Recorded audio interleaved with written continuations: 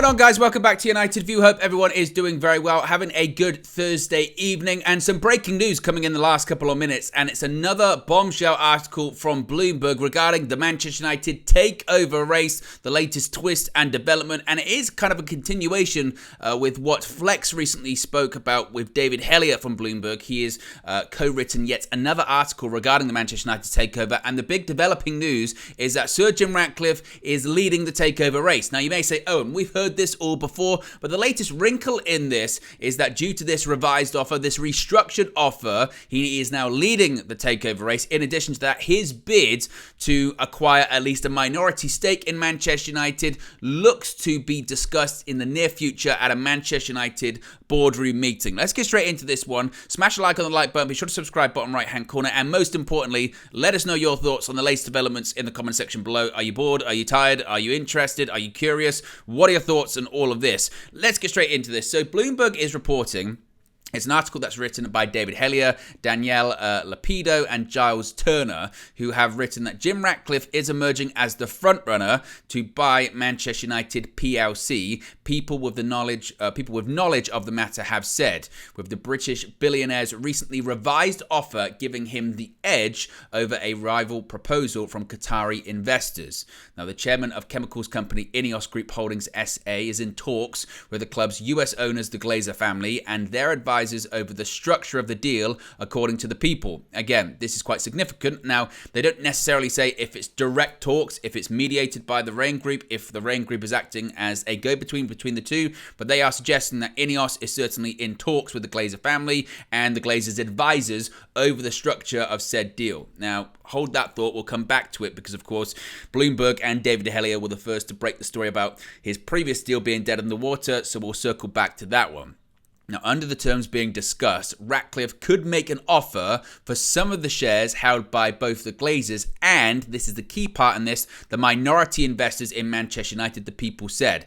That is significantly different to his first offer, or his first few offers, however you want to look at them, because they were just for the Glazers, 69% of Manchester United. They were just for the Glazers shares. However, that led to minority investors in Manchester United threatening lawsuits, threatening litigation, threatening legal action under the Cayman Islands law, suggesting that they were not to benefit from any takeover of Sir Jim Ratcliffe because he was only acquiring the Glazer shares. Therefore, they said, you can't do that. We'll sue Manchester United. We'll make sure that we block this takeover. We'll send you all to court. We'll hold this up in litigation, and this won't be able to go through. Under those circumstances, the independent members of the board of directors of United said, under no circumstance would he accept an offer because, hey, we could all end up going to court over this, and it could take ages, and it could actually jeopardize not only a successful takeover, but it could jeopardize Manchester United. It could jeopardize the stock. We're not interested in that. But that's now changed because now it's looking like Ineos are looking to acquire both some of the Glazers shares and some of the minority investor shares as well.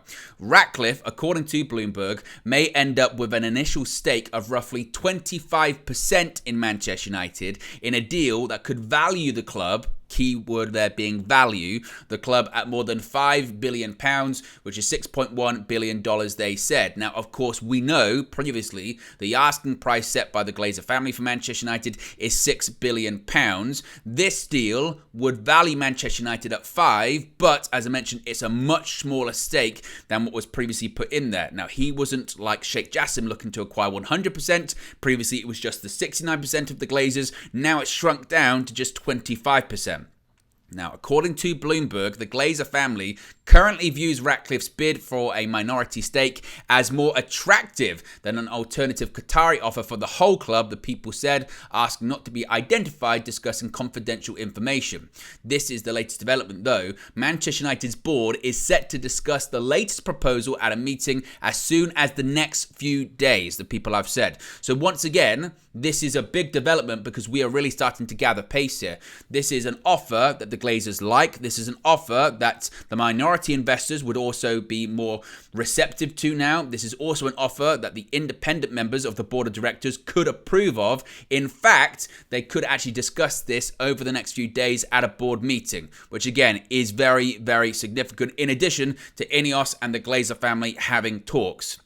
Now, deliberations, according to Bloomberg, are ongoing, and there's no certainty they'll result in a transaction. While the Glazer family is closer than ever to finding a palatable deal, the situation remains fluid, and the Qatari group could still increase its bid, the people said. So if you're thinking, is Sheikh Jassim completely off the table? Is he done? Is this situation done? No, it's not done, but certainly Bloomberg are suggesting that, again, this is as close as we've ever really been, which again is pretty significant information suggesting that the Glazers are closer than ever to finding a deal that they are happy with. Of course, all of the offers that have come in thus far, whether they are from Sheikh Jassim for 100% of Manchester United, which has steadily increased in value over time. Initially, it was around 4. It's risen to over £5 billion. Obviously, Sir Jim Ratcliffe, his deal has changed and evolved over time in terms of percentages. Obviously, he's not offering the similar amount of money that Sheikh Jassim is, but now this article is suggesting that the Glazer family are closer than ever to get into a deal that they are happy with. Of course, the deal that they're happy with would mean that they remain at Manchester United as the majority owners and control everything at United still. But they are suggesting that the situation is fluid, and as many people are speculating regarding all of this Sir Jim Ratcliffe stuff over the last couple of weeks, it could be negotiation tactics. It could be one final push from the Glazer family. Can we get more money out of Sheikh Jassim and the 9-2 Foundation? Can we squeeze more money out of these Qatari bidders for Manchester United? We know they've got the cash. It isn't a situation like Sir Jim Ratcliffe where, let's face it, Ineos can't afford £6 billion for 100% of United, so they're not going to do £6 billion for 100% of United. Instead, they initially were going for 69%, now they're going for 25%, but it looks like because they're evolving and changing their offer, they are now leading the race. But Qatar do have the capabilities and also the possibility to increase an offer and go back once again. However, that would kind of be going back on their word that they said last time when they said that their last offer was take it or leave it. They weren't going to increase anymore. They feel they've overpaid anyway. They've committed to spending more than £5 billion on Manchester United. They've said, we'll give you £5 billion for everything, but we've committed to spending 1 or 2 extra billion, extra like it's laying around, on the stadium, training ground, players, infrastructure, you name it. We're committed to spending all of that. Now, shares in Manchester United have risen a whopping 55% in New York over the past 12 months, giving the club a market value of $3.3 billion. Again, significantly less than what the Glazers want. The Glazers want £6 billion. That's not dollars, pounds for Manchester United. So they want almost double that valuation. Well, way more than double that valuation if you account, obviously, the currency exchange too.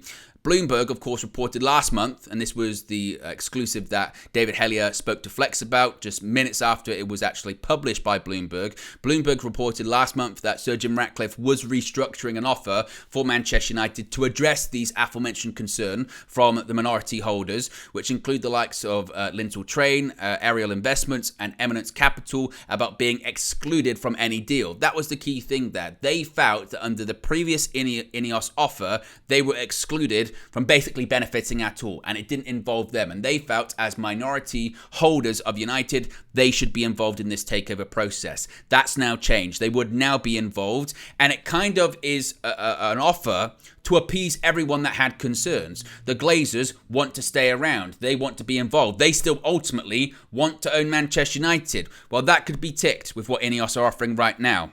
In addition to that, these minority holders, like Lintel Train, like Ariel Investments, like Eminence Capital, they were concerned, hey, how come we're not profiting off this? How come we're not involved in this process? That could change because Sir Jim Ratcliffe and Ineos could be buying some of their shares as well. Therefore, they could be included in this deal too. However, Ineos would not be in control of Manchester United. They would still have 25%. Now, there have been reports suggesting that Ineos would have maybe tried to do a staged takeover, but they're suggesting that this isn't in writing or anything like that at this point. That would just be their hope over time. Now, an agreement obviously would bring an end to the long-running battle and takeover saga, realistically, that's been going on right now. Ratcliffe, of course, has been competing against Sheikh Jassim and his Qatari consortium. Ratcliffe's proposal obviously could give certain members of the Glazer family, including Joel and Avram Glazer, a chance to remain invested, at least in the short term. Obviously, this will lead to huge fan backlash, and obviously, looking at some of the situations United have found themselves in, particularly this season, there's no way the takeover hasn't influenced that. Clearly, it is something that is hanging over and lingering over this club and really suffocating the life out of it whilst this whole drama has been going on now. And to conclude this whole process with the Glazers sticking around, but with £1.5 billion of Ineos's money in their pocket to do nothing at Manchester United but stay, or maybe send some of the Glazer siblings away from the club, frankly, is disgusting. Now, the sale obviously is being handled by bankers at US-based advisory firm, the Rain Group. According to Bloomberg, representatives for Rain, Ratcliffe and Manchester United have declined to comment. A spokesperson for the Qatari group said its offer for 100% of Manchester United was still on the table and represented the best solution for the club. It's been, nearly a year since the Glazers publicly said they would conduct a strategic review into their ownership of United. The bidding process had moved at a glacial pace, given the interest of various stakeholders involved. I mentioned a bit of history about Ratcliffe's proposal for United. Ratcliffe put forward a proposal earlier this year to acquire 69% of the shares in Manchester United. Those were the same 69% of shares that were owned by the Glazer family. That left little benefit to the holders of the club's remaining stock. A top 3 shareholder in Manchester United previously sent a letter to the club's board warning that independent directors could be at risk of being sued for recommending any bid that favours one set of shareholders over the other. Hence why we've got to this point where the offer is now changed. So that's what Bloomberg is saying. As far as my initial reaction, well, it feels like it's more than just, because you get this, and sometimes international break, you get more stories about the takeover because something has to be written about. But look, it's Bloomberg, and it is significant because it's a financial outlet, not necessarily a sports-based outlet. In addition to that, this is an offer clearly that the Glazers would love. What you mean, we get to stick around and you give us 1.5 billion or however much it is. Yes, thank you very much. No problem. Yeah, we'll take that. Yeah, great. That sounds good to us. So of course they would be leading the race if they do that, because they're giving money and they're giving the Glazers what they want, cash plus ownership. Now, part of me still does think that, Qatar isn't dead in the water at this point, and Sheikh Jassim may have one bid left in him. I have said that previously, that my gut feeling was that Sheikh Jassim and the 92 Foundation would put one more in, because I just never felt the Glazers were going to accept this bid. Reportedly, it's just over £5 billion, maybe like 5.1 or something like that. It might be as high as 5.5, I don't know. I don't think it's that high. But my initial gut feeling was that the Glazers were never going to accept that, because they want 6, and the only time that was maybe you're leaning into, well, maybe they'll accept a bit of a lower offer from Qatar, was when it looked like Ineos's bid was dead in the water. Once that was dead in the water, you said, well, they've got no other choice. There is no other option on the table. Yes, they've got these minority people from, Carlisle or wherever. They're possibly putting some money on the table, but realistically, the best option for them right now is the Qatari offer. And then things went quiet. Things went silent. Why did they go quiet? Why did they go silent? Because it wasn't good enough in their eyes. Now, I agree with Qatar in that the amount that they want for Manchester United is ludicrously overpriced. I know they're suggesting that in the future United could be worth £10 billion or what have you, but that's all speculation. They don't know that. Right now, as was mentioned in the article, Manchester United is worth $3.3 million. Now, obviously, Chelsea went for a lot of money. Manchester United should go for considerably more, but £6 billion is excessive, and Qatar knows it. Just because they've got the money doesn't mean they necessarily want to actually spend it. However, every single time Qatar have increased their bid throughout their process, a lot of the time, particularly the last couple of times, it's been based upon Ineos leading the race, Ineos being the front runner, Sir Jim Ratcliffe being close. And I wouldn't be shocked. I really wouldn't. I wouldn't be shocked if we get one more bid. We've said this from the beginning, isn't it? It would be fascinating to see the Glazer reaction if Qatar put £6 billion on the table, because then that would represent 2 offers completely different from each other. It would be a situation whereby you've got the asking price they were looking for given to them, or an offer from Ineos, Sir Jim Ratcliffe, that is considerably less what they were looking for, but it leaves them to be in charge. What do you do? And my feeling is that maybe, and this isn't me having insider sources, this isn't me leveling a scoop up, here you go, or anything like that. But I do think that this will be the test to see how much do Qatar want it. Because if they really want it, now's the time to put the money on the table. Because by all accounts, they're discussing this bid in the next couple of days. So something would have to come soon. I know they've said when it comes to the to Bloomberg or representatives about this, saying it's still the best. Is the offer still on the table? We still think it's the best offer. Time will tell. It's also going to be very interesting to see how Wall Street reacts to this. Will the stock price go up or will it go down? Because in the past, every single time it's like a takeover is going to happen, the stock price is shot up. But also, every single time a report comes out that the Glazers are going to stay, it goes down. I'm not a financial expert, but this isn't a takeover. This is an injection of cash into the club for a percentage of it, but the Glazers are going to stay. Nobody's taking over anything if this Ineos deal were to go through. So if that is the case, you would suspect maybe the stock price will go down. Maybe Wall Street will shit itself. Maybe that will lead to some of these minority shareholders going, we still don't like this. We're still not a fan of this.